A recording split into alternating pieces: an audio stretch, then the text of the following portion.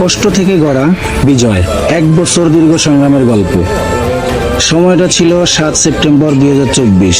শুরু হয়েছিল এক অদেখা পথ চলা, যেখানে ছিল না নিশ্চয়তা, ছিল না সাফল্যের নিশ্চিন্ত প্রতিশ্রুতি, ছিল শুধু একটাই বিশ্বাস, আমরা পারবো ইনশাল্লাহ। প্রতিদিন লড়াই করেছি নিজের সীমার সঙ্গে, নিজের দুর্বলতার সঙ্গে। অনেকে হেসেছে, কেউ কেউ বলেছে হবে না, কিন্তু আমরা থামিনি, কারণ আমরা জানতাম স্বপ্ন কখনো সহজে হাতের নাগালে আসে না। তার জন্য ঘাম ঝরাতে হয়, কাঁদতে হয়, আবার হাসতেও হয়। নিজেদের উপরে বিশ্বাস রেখে দীর্ঘ 1 বছর 2 মাসের সেই পথ চলা, অসংখ্য চ্যালেঞ্জ, হাজারো প্রতিকূলতার মধ্যে আমরা এগিয়ে গেছি। এক এক করে বাধা এসেছে, কিন্তু প্রতিটি বাধাই আমাদেরকে আরো শক্ত করেছে, আরো প্রস্তুত করেছে সেই কাঙ্ক্ষিত মুহূর্তের জন্য।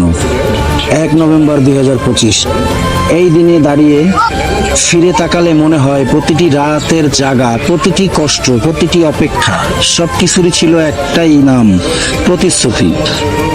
এই অর্জন কেবল একটি বিজয় নয়, এটি সেই অধ্যবসায়ের প্রতিচ্ছবি, যেখানে বিশ্বাস, পরিশ্রম আর ধৈর্য একসাথে মিলিত হয়েছে।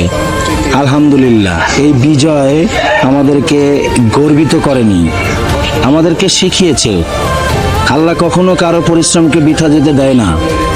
যদি তোমার নিয়ত পরিষ্কার হয় আর মন থাকে সত্যের পথ, তাহলে সাফল্য শুধু সময়ের ব্যাপার। আজ আমরা কৃতজ্ঞ সেই প্রতিটি মানুষকে যারা পাশে ছিল, যারা দূরে থেকেও দোয়া করেছেন, এমনকি যারা সন্দেহ করেছে, কারণ তারাও আমাদেরকে আরো প্রমাণের শক্তি দিয়েছে। এই বিজয় আমাদের একার না, এটা তাদের সবার, যারা কষ্টের মাঝে হাসি ধরে রেখেছে, যারা হাল না ছেড়ে প্রতিদিন একটু একটু করে এগিয়ে গেছে।